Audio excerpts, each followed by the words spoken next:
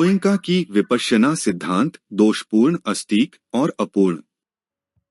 सतिपट्ठान सुक्त में निर्वाण प्राप्त करने के लिए 4 प्रकार के ध्यान बताए गए हैं। शरीर में शरीर का ध्यान, अनुभूति में अनुभूति का ध्यान, मन में मन का ध्यान, धर्म में धर्म का ध्यान। गोयनका के अनुसार जो कुछ भी मन में उत्पन्न होता है वह शरीर में संवेदनाओं के रूप में प्रकट होता है। इसलिए गोयनका की विपश्यना में मन को पूरी तरह अनदेखा किया जाता है और ध्यान केवल संवेदनाओं पर केंद्रित रहता है। गोयनका सिखाते हैं कि हर मानसिक घटना जैसे भावनाएं, विचार, तृष्णा या द्वेष शरीर में संवेदनाओं के रूप में प्रकट होती है। यह एक तरफा कारण कार्य संबंध का संकेत देता है। मन शरीर। परम सत्य यह है कि मन और शरीर 2 अलग अलग तत्व हैं। बहुतों में ये दोनों अलग अलग प्रतिशत में पाए जाते हैं। फिर भी कुछ लोग ऐसे हैं जो 100% मन के आयाम में जीते हैं और कुछ लोग 100% शरीर के आयाम में रहते हैं। इस वीडियो में हम मन के आयाम पर चर्चा करेंगे। रोबोटिक मन आयाम। अब हम मानव अनुभव के एक छोर तक पूरी तरह झूलते हैं। जब कोई मनुष्य 100% मन की अवस्था में प्रवेश करता है तब क्या होता है? गोयनका का ढांचा कट्टरता से यह दावा करता है कि हर मानसिक घटना को एक शारीरिक संवेदना उत्पन्न करनी चाहिए, लेकिन इन लोगों में ऐसा नहीं होता। यह उदाहरण बहुत गहराई से दिखाता है कि रोबोटिक मन आयाम केवल कल्पना नहीं है, यह एक वास्तविक मनोवैज्ञानिक खतरा भी हो सकता है। रॉबर्ट पिर्सिक का मामला इसका जीवंत प्रमाण है। दर्शन और तर्क की अमूर्त दुनिया में पूरी तरह डूब जाने के बाद उनका शरीर और चेतना के बीच का संबंध टूट गया। वे इतने अधिक शुद्ध मन की अवस्था में चले गए कि शरीर की अनुभूति ही समाप्त हो गई। परिणामस्वरूप वे कैटाटोनिक अवस्था में पहुंच गए। यह अवस्था जहां मनुष्य पूरी तरह मन आयाम में फंस जाता है, एक भयावह रूपांतरण है।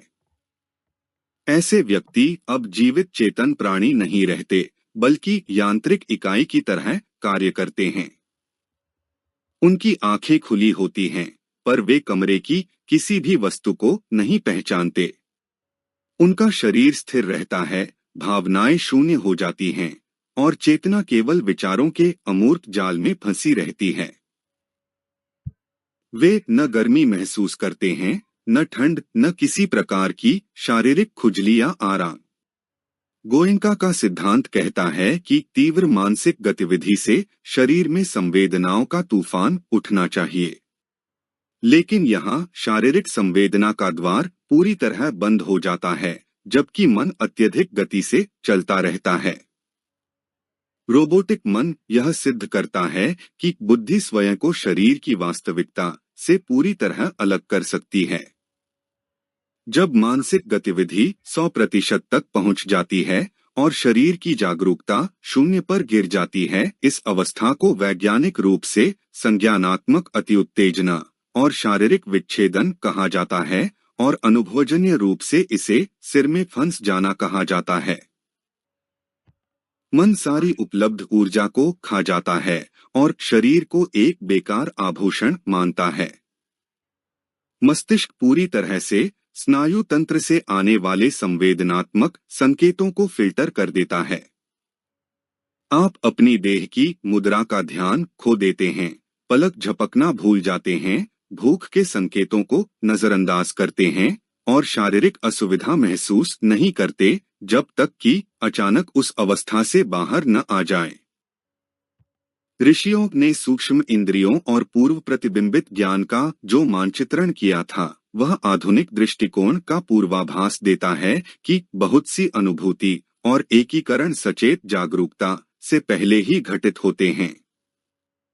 इन परंपराओं में मन को एक उपयोगी और शक्तिशाली साधन माना गया है, लेकिन इसे मूल स्वयं प्रकाशित वास्तविकता नहीं माना गया। वह स्थान तो स्वयं जागरूकता या चेतना का है। गोयनका की गुफा में और गहराई में जाने से पहले कृपया इस वीडियो को लाइक करें, अपने दोस्तों के साथ शेयर करें, सब्सक्राइब करें और अपनी टिप्पणियां लिखें।